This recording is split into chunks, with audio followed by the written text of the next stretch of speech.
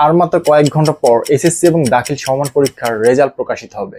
তো আপনি আপনার হাতে থাকা স্মার্টফোন দিয়ে কিভাবে আপনার রেজাল্টটি চেক করবেন, আজকের এই ভিডিওতে আমি সেটি আপনাদের দেখাবো।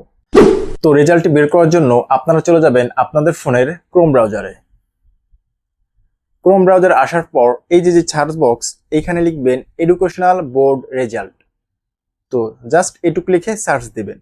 সার্চ দেওয়ার পর এই যে নিচে দেখতে পাচ্ছেন এডুকেশনাল বোর্ড রেজাল্ট, এখানে ক্লিক করবেন।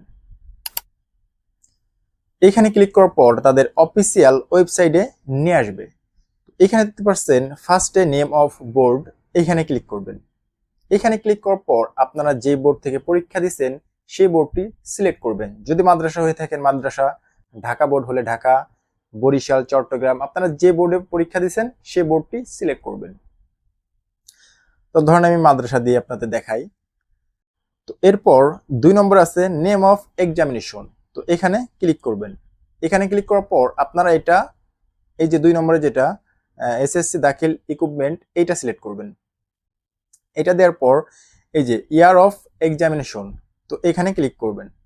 এখানে ক্লিক করার পর উপরে দেখতে পাচ্ছেন 2026, এটি অটোমেটিক চলে আসছে। তো এখনো যেহেতু রেজাল্টটি প্রকাশ হয় নাই, আমি আপনাদের 2000 অন্য আরেকটি দিয়ে দেখাচ্ছি। সেম এইভাবে আপনারা 2026 দিয়েই দেখতে পারবেন। তো ধরেন আমি 2019 দিচ্ছি। দেওয়ার পর এইখানে দেখতে পাচ্ছেন টাইপ অফ রেজাল্ট, এখানে ক্লিক করবেন। এখানে ক্লিক করার পর এই যে 2 নম্বর যেটা ইন্ডিভিজুয়াল ডিটেইলড রেজাল্ট, এখানে ক্লিক করবেন। এইখানে ক্লিক করার পর একটু নিচে আসলে দেখতে পারবেন রোল নাম্বার এবং রেজিস্ট্রেশন নাম্বার। তো এখানে আপনাদের রোল নাম্বার এবং রেজিস্ট্রেশন যে নাম্বারটা, এটি বসিয়ে দিবেন। তো দেখতে পাচ্ছেন আমি আমার রোল নাম্বার এবং রেজিস্ট্রেশন নাম্বার বসিয়ে দিছি। তো এরপর নিচে দেখতে পাচ্ছেন যে রোবট একটি ক্যাপচার আসছে। তো এই ভিতরে যে একটি লেখা আছে 4 সংখ্যার, এই লেখাটি আপনারা নিচের এই ঘরে লিখে দিবেন। তো ক্যাপচারের লেখাটা এই খালি করে দেওয়ার পর এই যে ভিউ রেজাল্ট, এখানে ক্লিক করবেন। তো ভিউ রেজাল্টে ক্লিক করার পর এই যে দেখতে পাচ্ছেন আমাদের রেজাল্টটি চলে আসছে।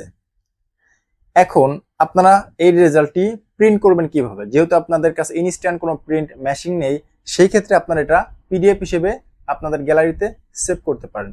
তো পিডিএফ হিসেবে সেভ করার জন্য এই যে নিচে দেখতে পাচ্ছেন প্রিন্ট লেখা, এখানে ক্লিক করবেন। এখানে ক্লিক করার পর এই যে উপরে দেখতে পাচ্ছেন একটি অ্যারো বাটন, এখানে ক্লিক করবেন। এখানে ক্লিক করার পর এই যে সেভ অ্যাজ পিডিএফ, এখানে ক্লিক করবেন। এখানে ক্লিক করার পর এই যে দেখতে পাচ্ছেন সাইডে পিডিএফ লেখা, এখানে ক্লিক করবেন। এখানে ক্লিক করার পর আপনাদের ফাইল লোকেশন সিলেক্ট করতে বলবে। তো আমি ডাউনলোডেই আমার ফাইলটি সেভ করব, ডাউনলোডে থাকবে। এরপর আমি সেভে ক্লিক করব। সেভে ক্লিক করার পর আমার ফাইলটি আমার ডাউনলোড ফোল্ডারে সেভ হয়ে যাবে। তো আশা করি আপনারা বুঝতে পারছেন কিভাবে আপনি আপনার রেজাল্টটি খুব সহজে বের করবেন। তো আজকের ভিডিওটি এই পর্যন্তই, দেখা হচ্ছে পরের অন্য কোনো আরেক ভিডিওতে। আমি আসছি আপনাদের সাথে ফ্রিল্যান্সার কফিল। আজকের মতো আল্লাহ হাফেজ।